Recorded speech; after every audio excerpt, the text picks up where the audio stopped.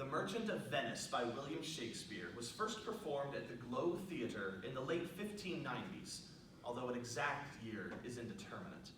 It tells the story of Antonio and Bassanio, two merchants from Venice, who find themselves hard up for cash. And so they take a loan out from the Jewish moneylender Shylock, played by Aidan.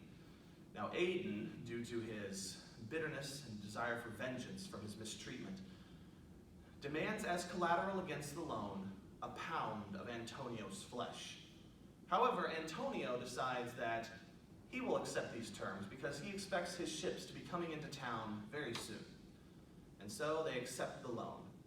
However, as we lead up to this scene, two of Antonio and Bassanio's friends, Salanio, played by Caden, and Salarino, played by Philip, have recently heard rumors that storms have appeared over the Mediterranean Sea near Tripoli, exactly where Antonio's ships are bound. And so now they begin to wonder whether Antonio will be able to repay the debt at all. The play deals with themes of love and bitterness and vengeance as it chronicles Antonio and Bassanio's attempts to repay Shylock and Shylock's attempt to get vengeance over those who have mistreated him.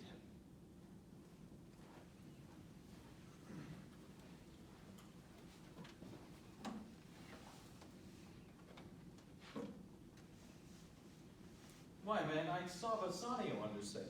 With him is Gratiano gone along, and in their ship I am sure Lorenzo is not. The villain Jew with outcries raised the Duke, who went with him to search Bassanio's ship. He came too late. The ship was under sail.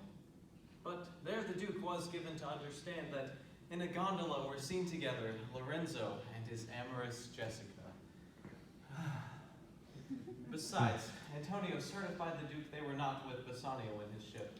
I never heard a passion so confused, so strange, outrageous, and so variable as the dumb Jew did utter in the streets. My daughter! Oh, my ducats! Oh, my daughter! Fled with a Christian! Oh, my Christian ducats! Justice, the law, my ducats, and my daughter! A sealed bag, 2 sealed bags of ducats, of double ducats, stolen from me by my daughter. And jewels, 2 stones, 2 rich and precious stones, stolen by my daughter. Justice, find the girl. She hath the stones upon her, and the ducats. Why, all the boys in Venice follow him, crying his stones, his daughter, and his ducats. Let good Antonio look he keep his day, or he shall pay for this. Very well remembered. I reasoned with a Frenchman yesterday who told me in the narrow seas that part the French and English, there miscarried a vessel of our country richly fraught. I thought upon Antonio when he told me and wished in silence it were not his. You were best to tell Antonio what you hear, yet do not suddenly, for it may grieve him. A kinder gentleman treads not the earth. I saw Bassanio and Antonio part. He answered, Bassanio told him he would make some speed of his return. He answered, do not so, slubber not business for my sake, Bassanio, but stay the very riping of the time. And for the Jew's bond which he hath of me, let it not enter in your mind of love. Be merry, and employ your chiefest thoughts to courtship and such fair ostents of love as shall conveniently become you there. And even there, his eye being big with tears, turning his face, he put his hand behind him, and with affection wondrous, sensible, he wrung Bassanio's hand, and so they parted. I think he only loves the world for him. I pray thee, let us go and find him out, and quicken his embraced heaviness with some delight or other. Do we so?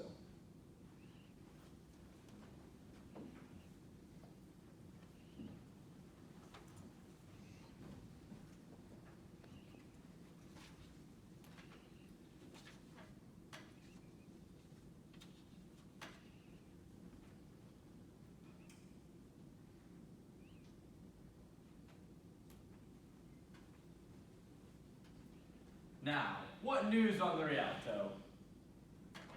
Why, yet it lives there unchecked that Antonio hath a ship of rich lading wrecked on the narrow seas. The Good Winds, I think they call the place. A dangerous, flat, and fatal, where the carcasses of many a tall ship lie buried.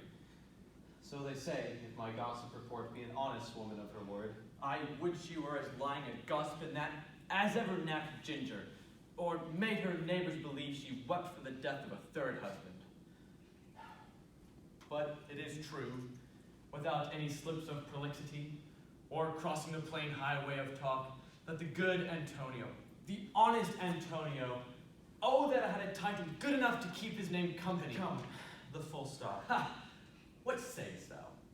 Why, the end is, he hath lost his ship. I would it might prove the end of his losses. Let me say, amen betimes, lest the devil cross my prayer. For here he comes in the likeness of a Jew. How now, Shylock? What news among the merchants? You know, none so well as you of my daughter's flight. That's certain. I, for my part, knew the tailor that made the wings she flew withal. My own flesh and blood, to rebel. There is more difference between thy flesh and hers than between jet and ivory. But tell us, do you hear whether Antonio have had any loss at sea or no? There I have had another bad match. A bankrupt, a prodigal who dare scarce show his head on the Rialto, a beggar that was used to come so smug upon the mart. Let him look to his bond. He was wont to call me usurer. Let him look to his bond. He was wont to lend money for a Christian courtesy. Let him look to his bond. Why, I am certain, if he forfeit, thou wilt not take his flesh. What's that good for? To bait fish withal, if it will feed nothing else, it will feed my revenge. He hath disgraced me, and hindered me 500,000, laughed at my losses, mocked at my gains, scorned my nation, thwarted my bargains, cooled my friends, heated mine enemies, and what's his reason? I am a Jew. Hath a Jew not eyes?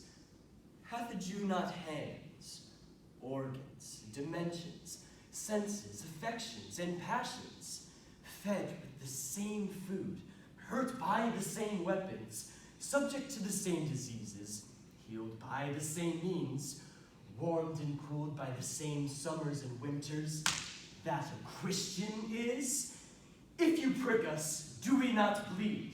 If you poison us, do we not die? And if you wrong us, shall we not revenge?